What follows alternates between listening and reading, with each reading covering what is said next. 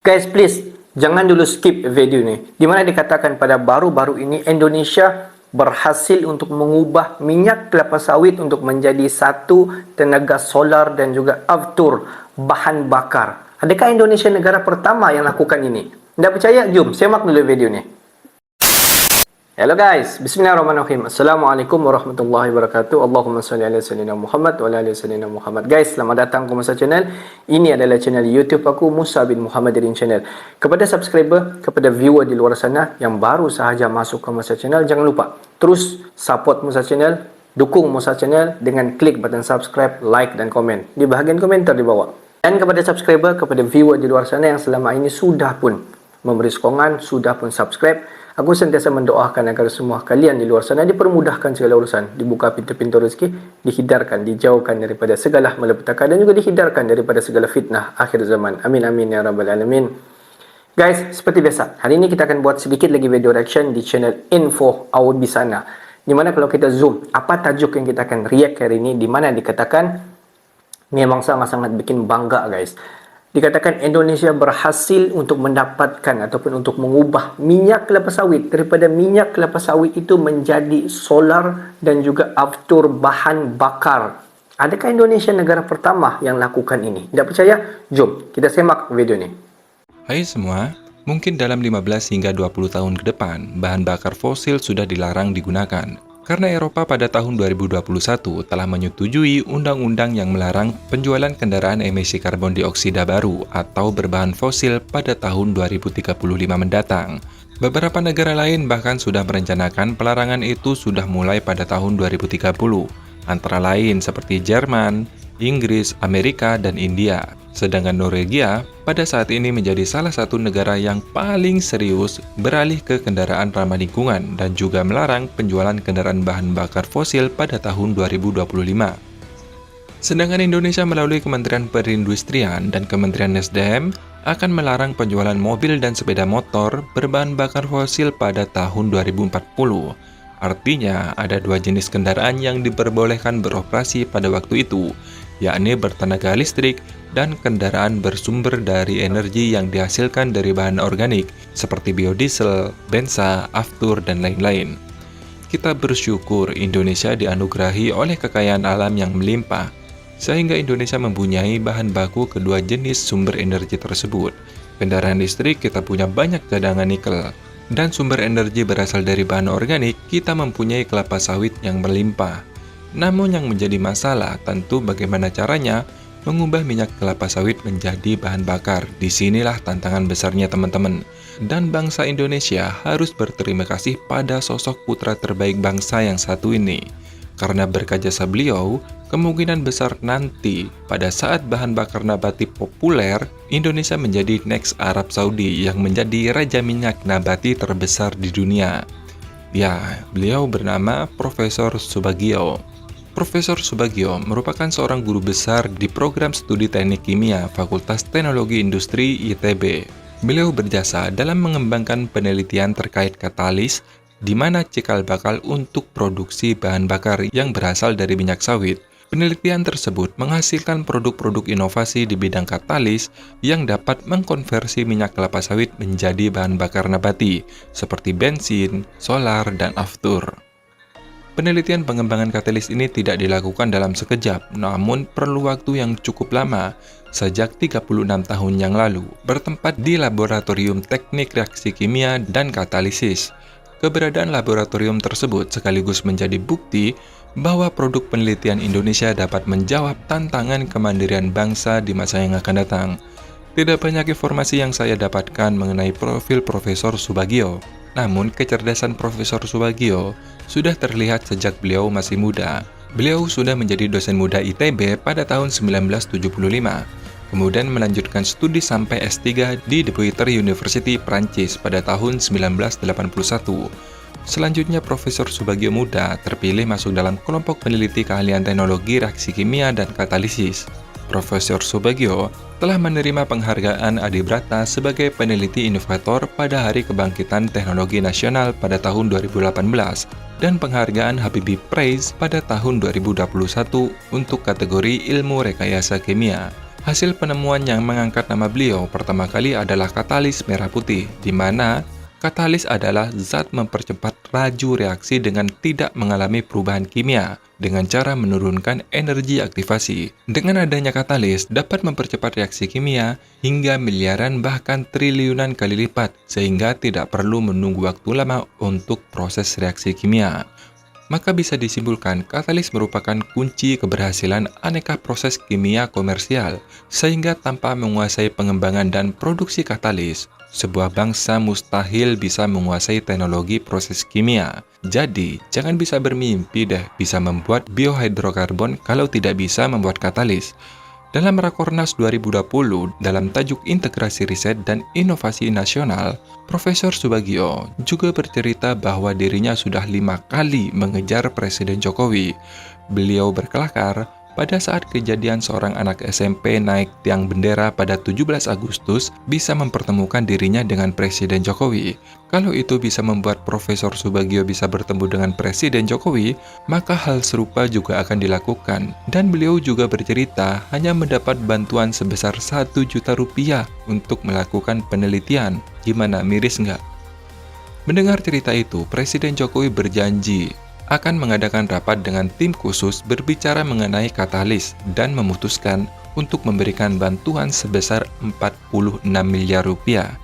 Diperbanyak bantuan ke ITB urusan katalis ini. 46 menurut Prof besar menurut saya. Jika dilihat, angka itu sebenarnya juga kecil, mengingat hasil inovasi katalis buatan ITB ini mampu menghemat devisa sekitar 7,9 triliun per tahun. Itu hanya dari segi katalis saja. Belum lagi menurut Kementerian SDM mengungkapkan penggunaan bahan bakar biodiesel 30% atau yang dikenal dengan biosolar mampu membawa Indonesia menghemat devisa impor cukup signifikan. Pada tahun 2022 saja, Indonesia mampu menghemat devisa lebih dari 8 miliar US dollar atau sekitar 122 triliun, dan itu lebih dari 1,3 juta pekerja terlibat dalam industri biofuel. Sedangkan sejak Agustus 2023 telah meningkatkan bauran energi menjadi biodiesel 35% atau B35. Artinya, konsumsi biodiesel dalam negeri 13,5 juta kiloliter dan nilai manfaatnya diperkirakan mencapai 10,75 miliar US dollar. Dan terbaru, produk turunannya yakni Bioaftur yang baru-baru ini telah sukses melakukan uji coba. Menteri Koordinator Bidang Perekonomian Erlangga Hartanto mengatakan bahwa pemerintah memperkirakan rata-rata konsumsi harian Bioaftur mencapai 14.000 kiloliter. Dengan demikian, potensi Bioaftur bisa mencapai 1,1 triliun per tahun. Yang terakhir yang kita tunggu-tunggu selanjutnya, dan ini pasti ditunggu oleh seluruh masyarakat Indonesia, yakni bensa atau bensin sawit. Pemerintah melalui Kementerian Energi dan Sumber Daya Mineral bekerja sama dengan Institut Teknologi Bandung melakukan uji coba pembuatan bensin dengan minyak sawit industri atau bensa skala demo plan untuk kendaraan bermotor. Jebolnya APBN bro, untuk subsidi BBM yang telah meningkat hingga 3 kali lipat mencapai 502,4 triliun rupiah dan diperkirakan akan terus meningkat serta subsidi yang diberikan tidak tepat sasaran karena dinikmati oleh kelompok masyarakat yang mampu. Maka dari itu, perlu alternatif sumber energi baru untuk menggantikan minyak supaya Indonesia tidak bergantung pada impor. Dan dari sinilah tercipta bensa atau bensin sawit. Bukan hanya ramah lingkungan, namun bensa bakal memiliki kualitas oktan yang lebih bagus dibandingkan bensin yang saat ini, bahkan lebih tinggi dibandingkan Pertamax Turbo dengan RON 98. Pada saat katalisnya masih segar, bensa diklaim bisa menghasilkan bahan bakar dengan RON 115, dan ini keren bro. Maka dari itu diperkirakan harga bensa nantinya bisa lebih mahal daripada bensin, sekitar 14.000 hingga 15.000 per liter.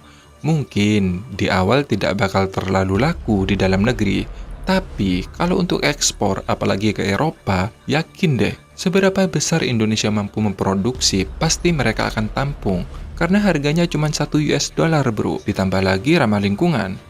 Rencana produksi massal Bensa berkapasitas 238,5 kiloliter per hari akan dibangun di 2 lokasi, yaitu di Kabupaten Musi Banyuasin, Provinsi Sumatera Selatan, serta Kabupaten Palalawan, Provinsi Riau pada tahun 2024 mendatang. Maka dari itu, hanya berawal dari 45 miliar untuk meneliti katalis, namun efeknya sangat luar biasa. Jika berkaca pada hal ini, seharusnya pemerintah jangan lagi deh pelit untuk mengeluarkan dana riset, karena ada cerita bro dari Prof. Subagio yang sebenarnya bisa bikin hati kita teriris. Profesor Subagio menceritakan, rintangan untuk riset memanglah besar, namun ada rintangan yang tak kasat mata jauh lebih besar. Sudah beberapa kali nih, katalis ciptaan Prof. Subagio sukses diuji coba pada reaktor kilang minyak milik Pertamina.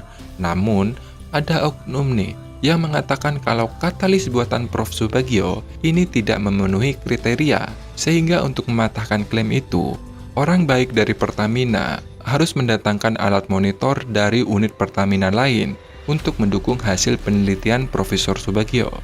Dan hasil alat monitor tersebut mengatakan, katalis ciptaan Prof. Subagio ya memang memenuhi kriteria bro. Pada saat itu selalu dikatakan target tidak tercapai.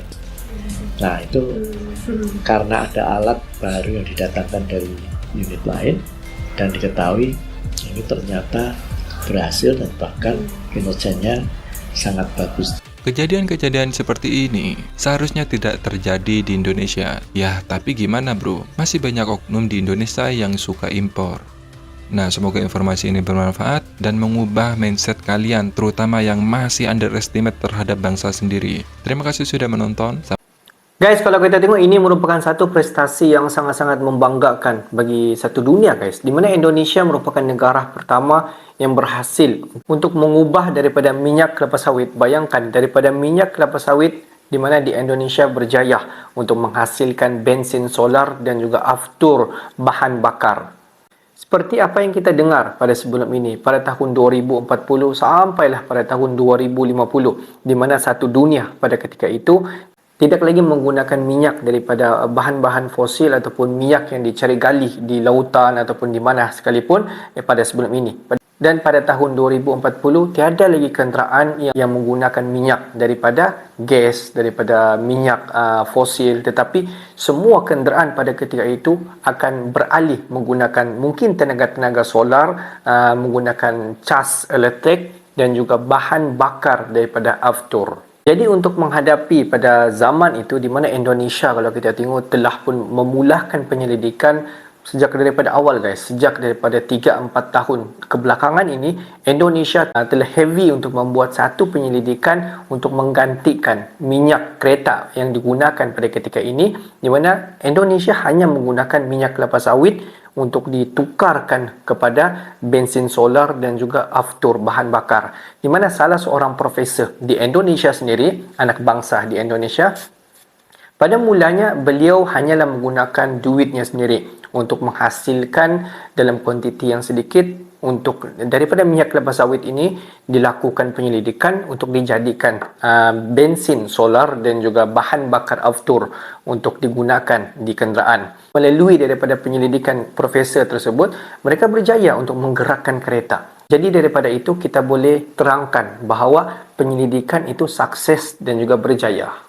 Dan selepas daripada itu, di mana profesor tersebut telah membuat perjumpaan bersama dengan Presiden Indonesia, Presiden Jokowi, dan Presiden Indonesia pun, Presiden Jokowi tahu yang profesor ini sedang membuat satu penyelidikan berkaitan dengan menukar daripada minyak kelapa sawit ditukar untuk menjadi bahan bakar. Di mana Bapak Presiden telah memberi dana kepada profesor ini untuk melanjutkan penyelidikan dah. Dan pada tahun ini di mana profesor tersebut berjaya untuk menghasilkan dalam satu kuantiti yang banyak dan data yang ditunjukkan telah sukses mampu untuk digunakan untuk menggerakkan kenderaan dan juga kapal terbang guys. Ini menunjukkan satu penyelidikan yang telah berjaya dilakukan di Indonesia.